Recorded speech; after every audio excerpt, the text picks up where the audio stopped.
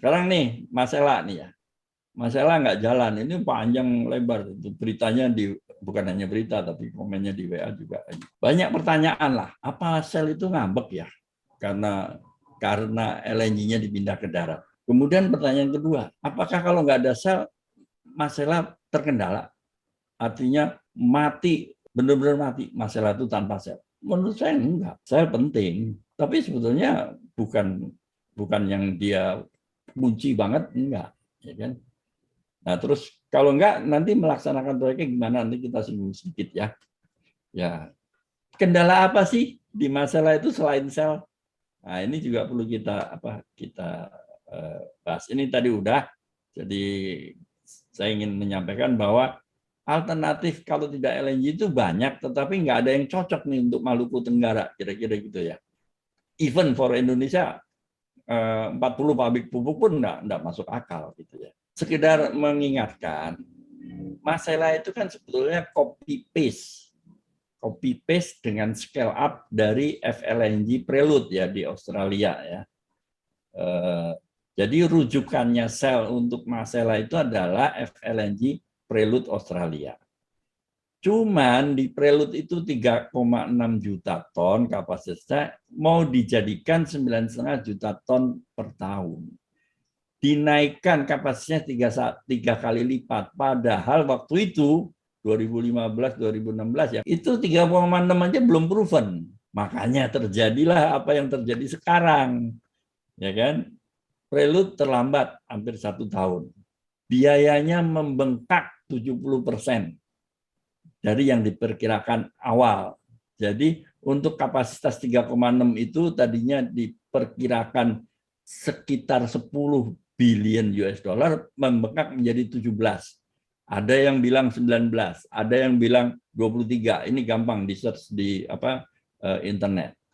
Untuk kapasitas 3,6 loh. Ya kan? Terus produksi LNG terlambat 6 bulan.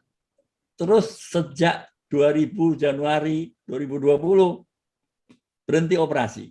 Lah kayak gini kok mau dicontoh untuk masalah supaya informasi ini tolong kita cerna ya. Sebetulnya sel itu tertolong itu kita batalkan floatingnya. Kalau enggak dia udah di sini rugi di Prelude, di masalah rugi lagi. Nah, itu konteksnya supaya ini. Nah, kita lihat ya. Bagaimana kalau seandainya ini tetap LNG-nya itu di laut. Yang biru itu Prelude Australia, ya. Yang biayanya tadinya 10 billion melonjak menjadi 17. Yang biru itu. Itu kapasitasnya 3,6 loh. Dari angka itu kita bisa perkirakan untuk Masela yang kapasitasnya 9,5 juta ton, biayanya akan 31 miliar. Dari 3,6 ke 9,5 berapa kali? Ya 3 kali lah hampir. Kenapa harganya nggak naik 3 kali? Yaitu economic of scale. Karena memang untuk kapasitas itu ngitungnya harganya begini. 9,5 dibagi 3,6 dipangkat 0,6. Coba aja dihitung kali 17. Dapatnya 31. Jadi sebetulnya dengan apa yang ada di POD-nya SKK Migas sekarang ini 20 billion, ya udah benar, keputusan di darat benar lah. Kalau ditunjukin di laut 31, ngapain kita buang-buang duit 11 miliar atau 11 billion US dollar. Ya.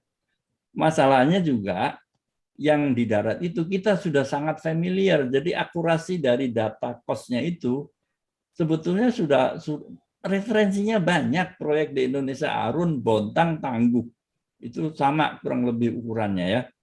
Jadi sebetulnya angka 20 itu sangat bisa dipertanggungjawabkan. Sementara angka 31 bisa jadi lebih karena yang 3,6 itu yang 17 saja gagal kok.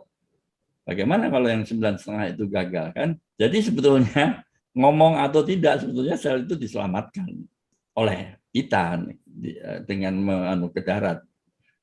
Tapi karena mungkin mereka melihat itu sebagai alasan yang tepat untuk hengkang, itulah yang dijadikan alasannya.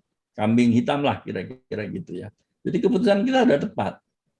Jadi keputusan Shell itu sebetulnya bukan semata-mata karena LNG darat ya. Memang mungkin mereka gengsi juga bahwa konsepnya ditolak lah di Indonesia ya. Bahwa Shell itu penting, iyalah Shell itu tetap penting ya. Lagi pula kalau LNG darat itu kita sangat mampu lah, sangat mampu. Disuruh bikin LNG darat itu, saya pernah bilang, suruh bikin masalah LNG darat sini saya kerjain, saya merem. Ya, itu. Nah ini salah satu kesulitan saya waktu itu, dia mengurangi, waktu itu ya, waktu 2020 tuh, prelude-nya amburadul juga, dia lagi rugi besar ya tahun 2020. Dan makanya itu terus pada saat yang hampir bersamaan dia memutuskan untuk udahlah masalah terlalu berisiko ya. Saya sendiri tahu LNG darat pasti jalan kalau keekonominya masuk. Nah itu masalah lain, bahwa keekonomian masalah itu memang sekarang berat. Berat dan sel itu penting untuk pendanaan dan penjaminan.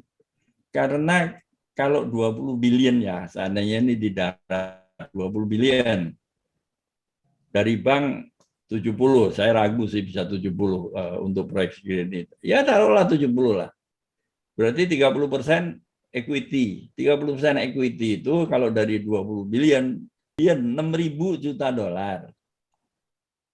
Equity-nya, Shell itu punya 35% di Masela. 35% dari 6.000 kan 2.000 juta dolar. 2.000 juta dolar itu harus di drawdown, harus di disburse dalam waktu proyek 4 tahun. Berarti 500 juta dolar per tahun. Perusahaan mana yang punya cash 500 juta dolar per tahun sampai 4 tahun dan belum ada revenue? Ya memang ukurannya Shell atau teman-temannya lah. Jadi memang Shell itu sangat penting lah untuk pendanaan ya. Karena porsi equity-nya aja udah banyak banget. Ini kendala pengembangannya ya. Pengalihan participation interest Shell itu tidak mudah, sudah pasti ya. Nah, sekarang Masela itu bersaing dengan banyak sekali proyek LNG yang tanda kutip ekonomiknya bagus. Baik yang di AS ini AS Amerika Serikat itu sekarang produsen LNG terbesar di dunia itu Amerika Serikat ya. Dan mereka bisa jual LNG-nya sampai di Indonesia kurang lebih $7. Gila nggak? Kita sendiri susah menjual LNG ke PLN $7 dari Tangguh atau dari Bontang. Amerika bisa jual LNG $7 di Jakarta. Mati nggak kita? Belum lagi dari Afrika Timur, ya kan? Belum lagi dari Qatar. Harga LNG dari Qatar itu, LNG Qatar itu dijual $0 per BTU. Perusahaannya masih untung. Kok bisa? Dikasih gratis LNG-nya masih untung. Bisa wong dia untungnya dari kondensat karena associated gas. Masela ini sekarang bersaing dengan mereka itu. Susah. Mereka itu bisa menjual LNG, ya kan? Kalau capex-nya ini bisa turun, unit capex-nya ke sekitar $2.000 per ton kapasitas per tahun. Sekarang coba dibagi ya. Masela itu 20.000 juta dolar dibagi kapasitasnya 9,5, taruhlah 10. Dapatnya 2.000 kan. Itu masih berat. Jadi seharusnya bisa nggak kita nurunin capex-nya Masela itu yang sekarang dari 20 billion atau 20 miliar menjadi 10 billion tanpa mengurangi revenue. Ada nggak dari kita yang bisa nurunin biaya Masela yang 20 billion ini POD loh ya, POD SKK menjadi separohnya tapi revenue-nya nggak kurang. Menurut saya bisa. Tidak mudah tapi bisa. Ya. Asal kita mau melakukan hal yang di luar pakem, out of the box, gitu ya. Out of the box-nya apa? Ya jangan niru desain LNG yang di Amerika, di Eropa, di Cina. Semua kilang LNG di Amerika, Eropa, Cina itu dirancang untuk beroperasi pada tekanan kurang lebih 50 bar, 50 atmosfer. Kenapa? Untuk fuel efisiensi. Karena gas itu lebih mudah dicairkan pada tekanan tinggi. Karena itu seluruh peralatannya, pressure vessel, pipa, segala macam itu dirancang dengan rating 600 pon. Ya udah kita turunin aja. Ngapain sih kita mendesain dengan 600 pon? Oh, nanti fuelnya naik. Oke, kita hitung fuelnya naik nggak? Tapi capex pasti turun kalau ratingnya kita turunkan dari 600 pon ke 300 pon misalnya. Kilang LNG ada separator, ada suction drum, ada absorber, ada air cool exchanger. Sekarang kalau kita turunkan desain pressure-nya, kita lihat ya dari ini pressure-nya ini turunin, itu turun anunya. Harganya turun, ya pastilah. Untuk tekanan rendah kan harganya lebih rendah. Kira-kira gitu konsepnya. Bisa turun banyak loh. Capex-nya itu bisa turun hampir kalau di rata-rata mungkin 40-50% lah ambil amannya. Fuel gasnya naik, iya fuel gasnya naik. Dari 100% paling naiknya 3%, paling 4% kalau turun ke 300 pon. So what kalau naik 4%? Daripada kita bikin capex mahal, gasnya nggak terjual. Paling sales kita berkurang 4%, nggak apa-apa lah. Itu ya. Kemudian harusnya kalau menurut saya masalah itu jalan satu tren aja lah. Sehingga bisa turun lagi. Tapi revenue stream-nya dijadiin 50 tahun. Kan revenue stream-nya sama. Cuman KKKS-nya harus diberi perpanjangan yang 5 tahun menjamin. Kamu nggak usah bikin 2 tren lah. Wah nanti saya habis kontrak PSC saya. Udahlah saya jamin 50 tahun. Tapi bikin 1 tren ya. Supaya proyek ini bisa bersaing dengan Mozambik, bisa bersaing dengan Amerika. Nah, itu bisa turun ke 10 billion. Saya kira kalau masalah bisa turun ke 10 billion, saya kira pesaing-pesaing kita akan kaget. Wah, Indonesia bisa bikin masalah 10 billion.